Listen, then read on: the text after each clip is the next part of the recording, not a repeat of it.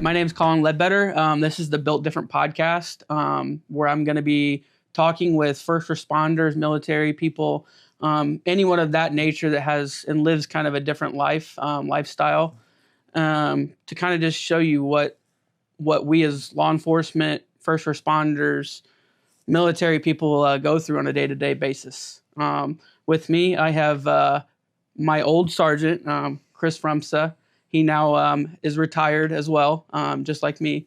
But I have him in studio today, and we're going to kind of discuss some of the ins and outs of the police department in general, and maybe some about the St. Louis Police Department. So, thanks, man. Sarge, welcome.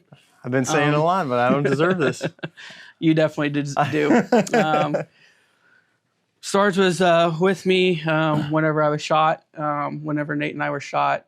So he's been through it with me the entire time. So why don't you go ahead and tell us a little bit about yourself? Yeah, so 20, if you count what I'm doing now, as far as law enforcement, I got 22 years in law enforcement. Started dispatching as soon as I graduated from high school, from SLU High. I was 18, went into the city, started dispatching, did about 3 years there, got into the academy in about 05, graduated 06, 15 years with the 1st District. Probably a little over half of that was just straight radio calls. Did some community outreach, did some neighborhood things. I was a business liaison, taught some firearms.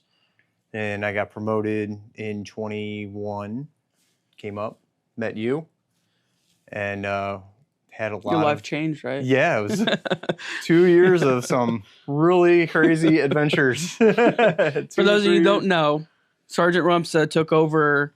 I think we had already changed over to Relief Squad. We used to, back in the day, we had 11, 12, and 13 area. And then they turned 13 area into what was called Relief Squad, which was the squad that I was in the entire time. And Sarge got promoted and came to my squad, which was filled with a merry band of misfits. Yeah, it was ironic because the 6th was my last choice to go. But the 1st District, when I got out of the academy, that was my last choice to go. Right. Because it was, when you're young, you want to go to the 6th District. Right. You want to go to the north side and see all the fun. Yeah. By the time I got promoted, I was 37, 2 kids, a wife that didn't want me to do that kind of stuff anymore. So I said, oh, it's all right. I'm going to be a sergeant. It's not going to be that bad. For good reason. Yeah.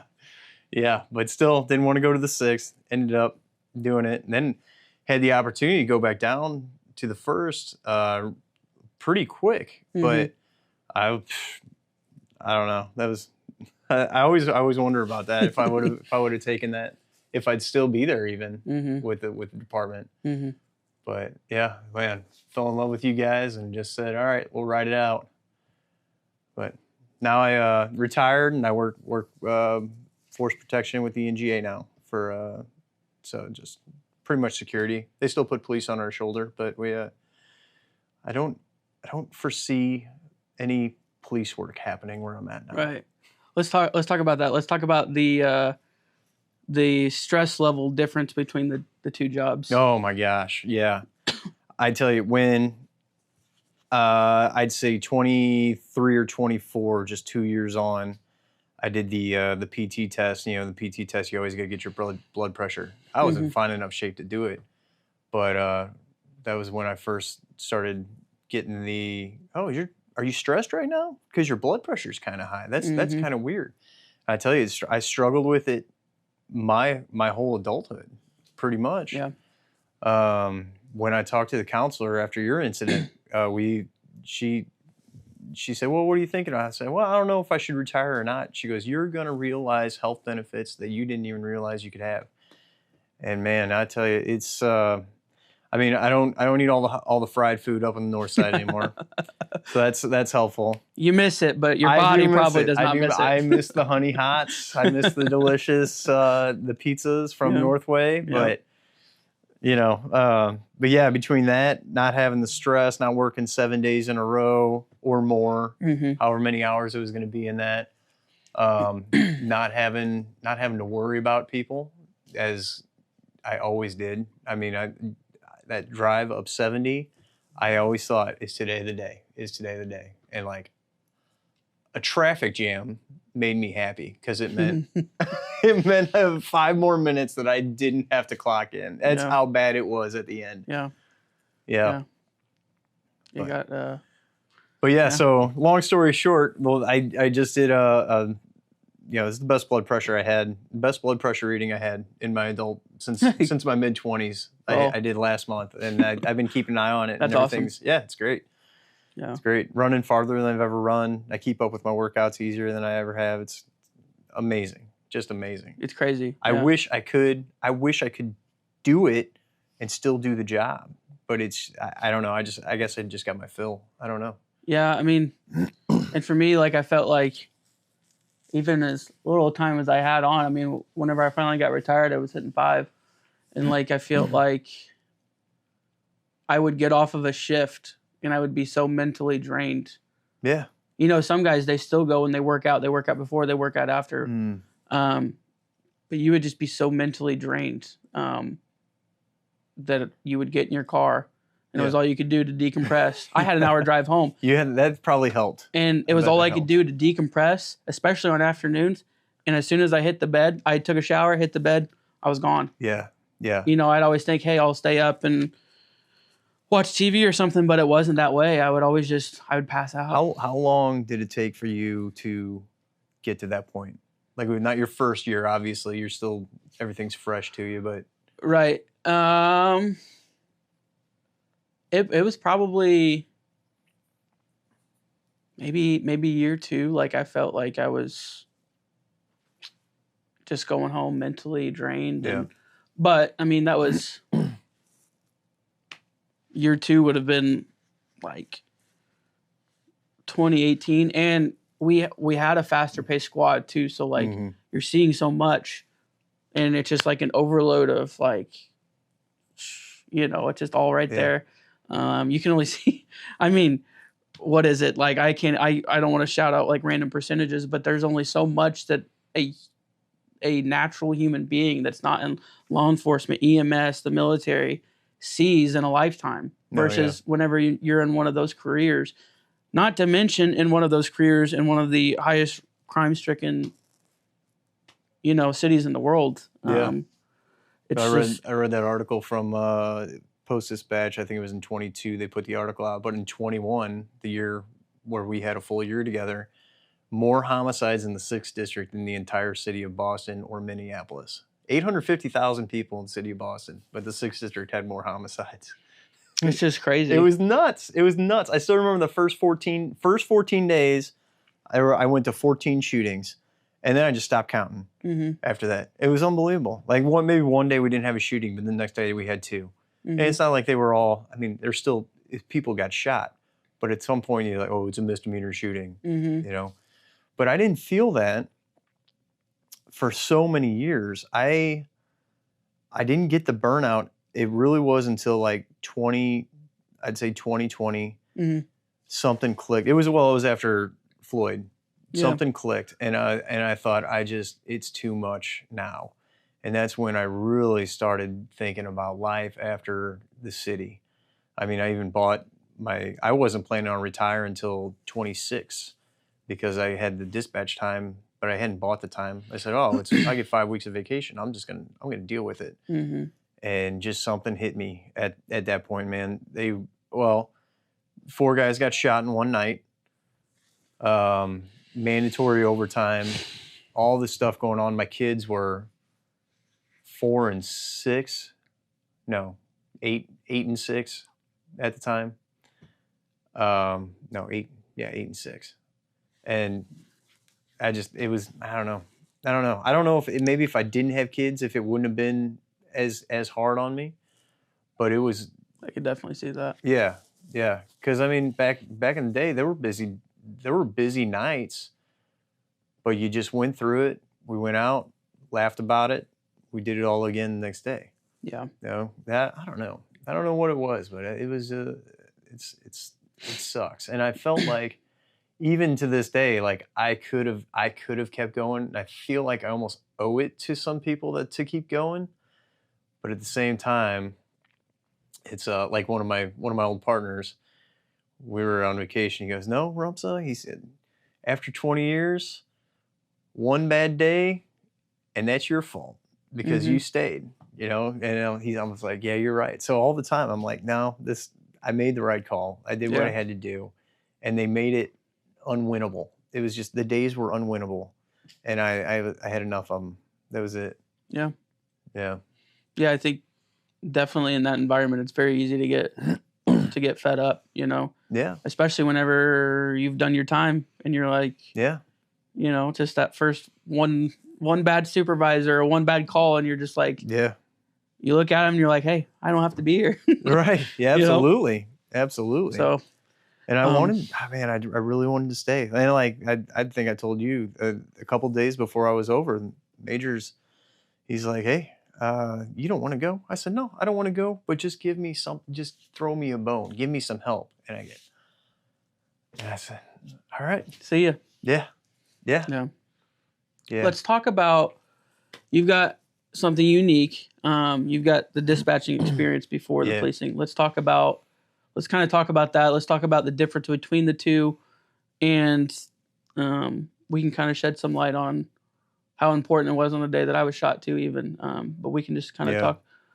Well, dispatching is definitely a different experience. I think it's a faster pace, but less movement. I mean, there were summer days in the city where I'd handle 150 911 calls. It was, I think the most I did was a little over 200 in a day. Now, some were just hang-ups and stuff like that, but all the time. Send the police here, send an ambulance here, and it's like you're reading a book, then somebody just shuts the book on you, and you don't know whatever happened. So you had no way of like going back into to go into CAD and check on the call or whatever. I mean, you could, but But then you got to check all 15 from the past hour, right? Yeah, and how often did somebody really put in good coding notes of how this ended up? You know, or if they drew a number, I'm not going to read the report. Yeah, you know. So that was kind of tough. The dispatching I liked a little better than 911 call taking, and I did some, pursuits. I mean, you're in it with them, kind of. You're there with them, and it's all. I mean, as long as you keep your eyes on the officers, keep the air traffic clean, know your intersections, stuff like that. Things kind of you get used to it. I mean, with the city, you got used to it because I dispatched for the first day on District 9. And on that first day, there was a pursuit, and I was I wasn't freaking out. I was freaking out. I don't know. I was freaking out a little bit. But at the end, I still remember old Tim Toomberg. He goes, "Dispatcher, you did a good job there." Like, he knew I was new. And he still said, "Oh, you did a good job there. Good job." In District 9, that would be... That was the old... It was like McCree Town before they rebuilt it. Blue Myers, Slough. Okay. Slough, that area. Okay. Yeah. It was a big variety. Oh, in Central West End. Yeah. It was a big variety. Yeah. I mean, dispatching, I feel like...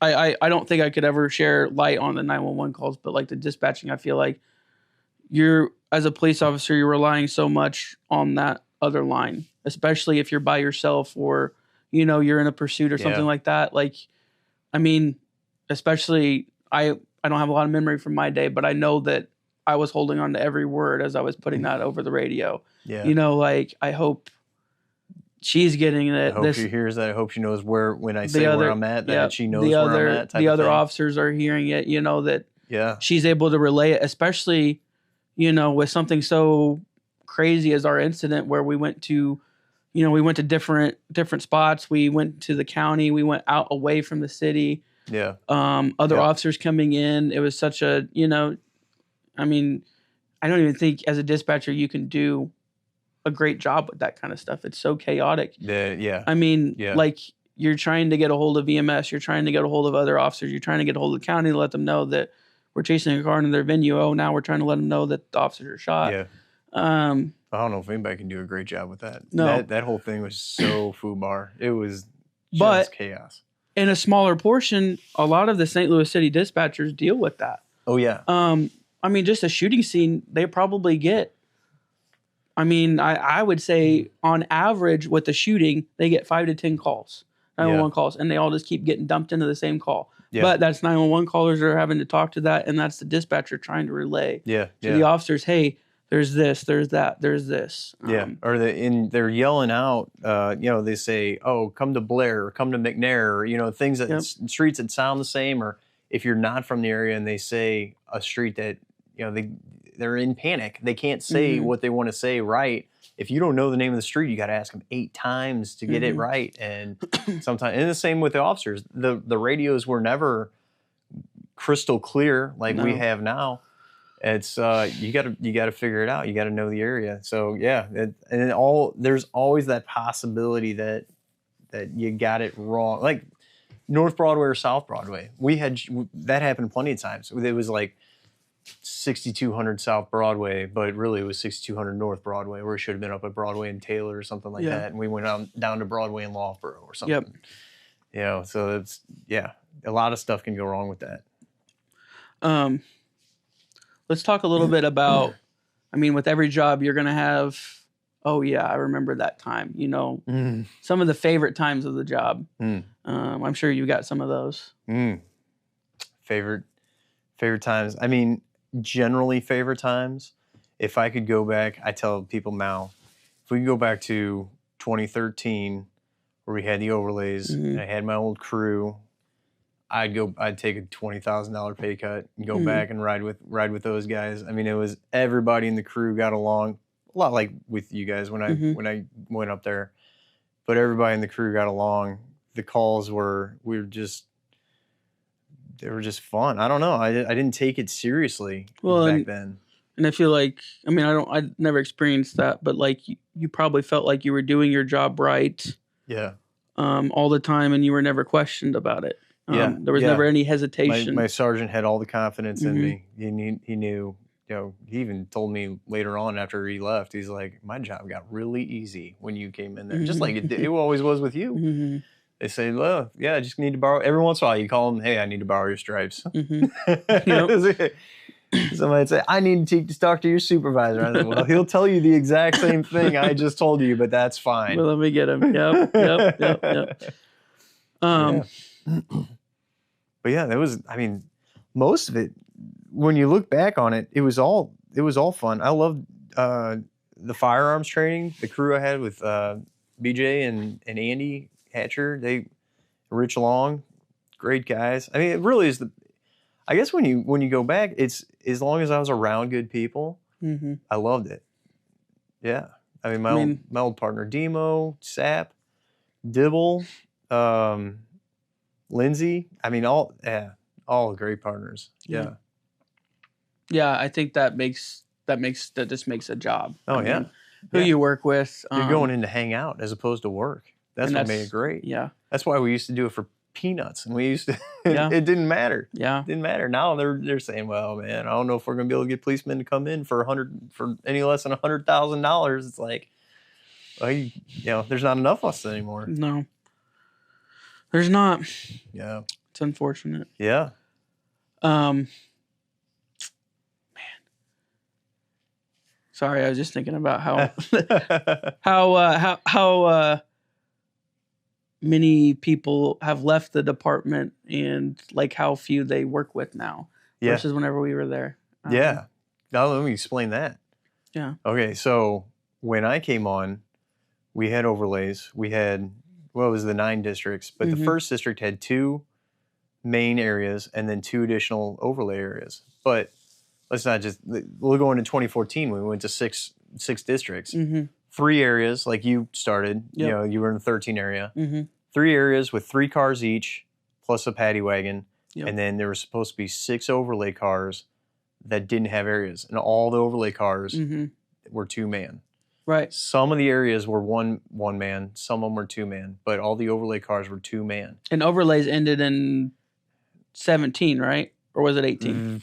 I don't know. I think they all ended at a different time for different Okay. districts, depending. I know the 6th district, it had just ended whenever I got out of the academy, which was in like the summer of 18. So either right there at the end of 17 or beginning of 18. I know in the first, I think they were gone by probably maybe 16, 16 or 17. Because I remember the lieutenant having the conversation of, I'm just getting rid of the overlay. That's why it felt like it was his call because he only had 4 guys left there. So he's like, what's the point? What's the point of having an overlay if there's only 4 guys? Which, I don't know. I still saw a lot of value in the overlay, no matter how small it is. At least you have a car that's not going to get your guys stuck, and it's an option for somebody that needs a particular family need. Well, right, they're right in the middle of their shift versus the guys that are coming off the shift. Yeah. I mean, that could go a whole different number of ways. They could be that car could be the first responder to a shooter as they're bringing out the new group to come out of roll call. Anything like that. I mean, or save some guys, even if it's just saving some guys from getting stuck with a late accident on the highway. Yes. It's huge. If that happens once in your 7-day work streak, you're huge. Happy. Yes. Yes. Yeah. Absolutely. Yep. And everybody was just part of a team when we did that. I mean, we made sure we took care of the guys when they were getting off, and I mean, we worked 6 to 2. All we had was night watch. So if it was busy, we knew we were getting stuck, but we also knew that was part of the deal. Absolutely. And the rest of the family is sleeping, so it doesn't matter at that point if you get stuck late. No big deal. Yeah, that wasn't that big of a deal. But yeah, if we go back to overlays, those were good times. Good times. I don't even know if they could scrounge up the guys to do it now. I don't think they could. When I started, when I first got promoted, the 6th district had 75 guys ready, like without special jobs or whatever. I think by the time I left, there was down to like 56 or something like that. So I mean, and that's a drop in 2 years. The districts, I still remember the number. They never tout this number. It was 96 per district. That's how much it was supposed to be. 96 per district and 11 detectives. And then the 4th and the 2nd district got 16 extra people for downtown and for Forest Park. I don't know why nobody ever says these things anymore. They say, oh, well, there are 300 people down. There are this many down. Like that stuff was in writing. I don't know why they can't figure out. Like they should do. You think you're 300 down now with the department as a whole? What's the percentage of people that you're down in patrol? The meat and potatoes of your department, and until they get that, it's a smoke and mirrors thing. I think like they just. I know. I hate to say they're doing that, but it's like you just spent $300,000 to make at the meeting room, which nothing. I love the foundation. The department would be in a hole if it wasn't for that. Oh yeah. I don't think they needed to spend $300,000 on, but those people were convinced. Oh, this is going to help us out. I don't think more meetings is what you need to help out. I think you need to get those sergeants out from behind a desk and actually show these kids what it's like to be on a team. Well, that's the scary thing is like like even nowadays, like there's a lot of guys that I was teaching with 4 years on, 3 years on, that are now doing the same thing that I was doing. Yeah. And I mean, I'm sure that a guy with 10, 15 years on would be like, that's kind of scary. Oh, yeah. And it is. It is. It is. Not that they're not capable. No. And the first one that comes to mind is Jordan. Yeah. And I mean, he's very smart, and he's probably teaching all of his kids what's up. But I mean, he shouldn't have to be in that position yet. He shouldn't have to be. He should be at the prime of his career, working, doing hard work, doing what he wants to, and living it the way he wants to. Yeah. But it's just kind of crazy that it's that way, that we're so short, that departments are so short. But yeah. And it's not just a city issue either. I mean, no, it's everywhere. Yeah, county's the same way. Yeah. Okay, let's talk about we hit some of the best times in your career. Let's talk about some of the worst times. Yeah. Well, other than the obvious, that fateful day, the fateful incident, I'm sure anybody that's listening to it is going to know about it. We can wrap up with that one. Yeah, that day sucked. But yeah, I mean, there were ups and downs throughout the whole thing. I mean, every time somebody says, I'm like, it's always been a roller coaster. Mm-hmm. You know, you get out there and you got nothing but a high, and then after a year or so, you're just kind of like, what's going on? I'm still doing the same thing. Mm-hmm. Nothing's changing, and you kind of you hit a low. I remember one real low. I mean, bad supervisors give you a bad time. There was well, not to name names but there was a guy that had 27 years on. He got promoted just in his last 3 years. Went to night watch, and our paths crossed a couple of times. And man, I don't know why he had it in for me, but those nights were terrible. I'd say when Mike Brown came out, I didn't volunteer for this civil disobedience team, which means they left me behind on the street. And I had just become an FTO, and all of a sudden I had to train 2 people on 12-hour shifts. And all night, I'm just going all night talking to these guys. We're short because half the district, this was really when we first started feeling half the district's gone. And I remember even putting on, I was about to post it. I was like, man, work just really sucks right now. And then I just, no, I'm not going to do it. And then, then after Floyd hit, that's like I said, when we talked about that, that's when it really clicked for me. Like, I think I'm done. I think my batteries run dry. I just couldn't do it anymore. Yeah, and I really thought getting promoted would rejuvenate me and get me up there, and it did to a degree, but I never got like a thirst for police work back. I just never really thought, oh, today's the day, let's go get some people, you know. I mean, I remember a beautiful day in the 1st district, and I was like, you know, let's go, somebody's going to jail today, can't wait, you know, let's go put some work in. And then it was gone. It was just gone. I think a lot of the riots, I mean, a lot of guys that I have talked to, you know, they can always put their finger on one incident kind of where they were like, hey, it just started going downhill. And I think a lot of the recent riots that we've had have kind of done that. I was actually really fortunate not to be here. I was deployed overseas with the National Guard, but you know, I talked to a lot of the guys that were on my squad, and I was texting and on the phone like with the guys the whole time, especially whenever the you know, we had 4 officers shot downtown like in one night, and it's just I don't know. I mean, it was almost like an escalation. Like, things were always bad with the riots and stuff, but it was almost like an escalation of, you know, we went from here to here, riots, like, you know, officers getting shot, and you know, David Dorn, and just all sorts of stuff. And I remember going through the academy, and they said, well, you know, St. Louis has never really had any big riots, nothing like that. So we teach it, but we've never had anything like that. And then we just happened to be the epicenter of the change that happened. Because we had you had Michael Brown, and then we had, and a week later Von Derek Myers. So all the stuff came to St. Louis, and I tell you, one of my buddies, he said he knows the day the city reputation changed was they had a protest at SLU, the civil disobedience team. They knocked on the shields. They moved them, cleared them out, no incident, everything was good. Everybody's like, yeah, we did it, we did our job. And the chief came out and said, no, they have an agreement, they're allowed on there. And he said, you could feel it. The wind left our sails, and that's when we knew this isn't about making things better anymore. It was over.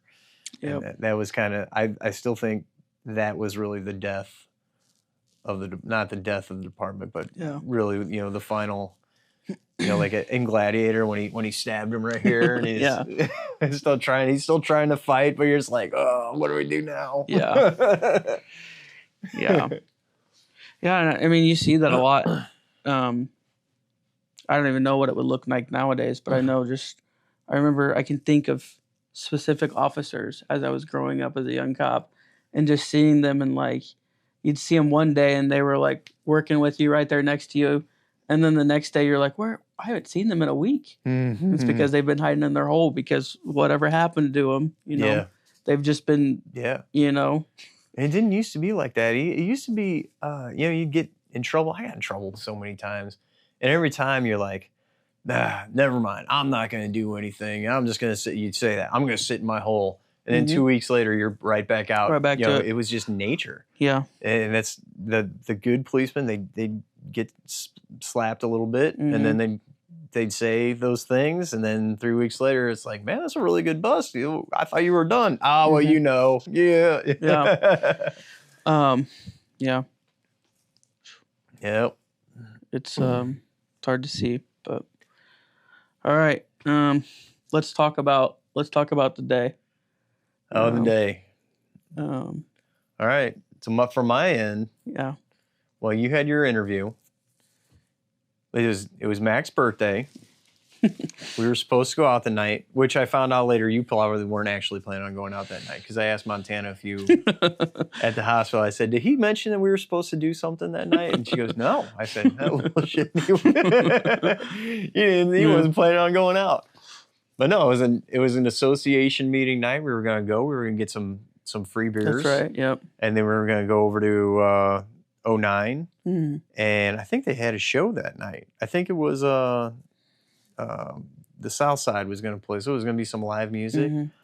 Go out. We were actually going to get Mac out for a little bit. So about to get 4 days off after a 7-day stretch. So I'm 1 o'clock. I'm doing my paperwork, doing all the audits that they make me do. Send me all, so I don't get all the nasty emails so all the people on the street behind the desk can go, that's why I can't be on the street because I do all these audits. I had to make sure I got that line in. So you say we're in pursuit. You knew the car. I wasn't paying attention. I didn't know the car. Applegate was there. He's the lieutenant. He's the watch commander. He goes, "What is that?" I said, "If that's Colin, then I'm sure it's a good one. We'll go." So I start heading out. I get on Union, and right about Union and West Florissant, I hear, "I'm shot," which I think was Speece that said it. And then everything went like this. Blinders. Oh man! So I know I was doing over 100 on West Florissant. I hope I never do that again. I won't ever do that again. By the time I get there, Hines is there, Mobile Reserve. He's got tears in his eyes. I see Monty. He's got tears in his eyes. I said, "What's up? What's going on?" Ledbetter's effed up. Said, "Oh, fudge." I said, "We got the only thing I can think. We got a description. No, we have no description." I was like, "Oh my gosh, what now? Where is he?" "Oh, I don't know. The ambulance." We didn't know where he went. The ambulance came by. We didn't know where the ambulance came from. Max, I can't honestly. I described it to when I went to counseling. I said it's like I took too much NyQuil, and nothing was just like reality was about this far away, right? And I just couldn't see straight. But I remember, white shirts start showing up. Max shows up. He was the other sergeant that day, and he's just like, "What do you need me to do? What do you need me to do?" I said, "Honestly, bro, I don't know. I don't know what's going on. We just got to find." Well, it probably hit you too. You're like, "Oh, hey, I'm the sergeant over the scene." Yeah, these are my guys. And I'm like, I got to make some damn decisions here, Yeah. So I don't know. Within about 10 minutes on the scene, there's probably 200 cops just coming from everywhere. So everybody's looking there this way, that way. And I remember one of the lieutenants finally said, he saw it. He's like, "Dude, you need to go to the hospital. You need to be with your guy." I was like, "Yeah, okay." I said, "Are you sure?" I said, he's like, "No, go to the hospital." Yeah. I said, okay. So I see one of the detectives, Kelly. He goes, "I'll drive you, man. Don't worry." He's like, "Are you all right?" I said, Yeah. He goes, "Chris." He grabs me. He goes, "Chris, are you all right?" And I just, "No, this wasn't supposed to happen." It was our Friday. Yeah. Oh man. I'm supposed to be going on a trip tomorrow. Right, you know? right. It's my Friday. Yeah, this is not how it was supposed to go. Yeah. So yeah, I just kind of lost it at that point. But he drives me to, or was it Carl? I think he gave me, I think he stayed with Monty, and then Carl gave me a ride to the hospital. Mm. So yeah, I called my wife on the way to the hospital and said, I don't know how late I'm going to be, but I'm not going to be home anytime soon. And I said, Ledbetter and Spieth both got shot. We got to figure out, she goes, okay, well, just let me know. And after that, it was just kind of a waiting game.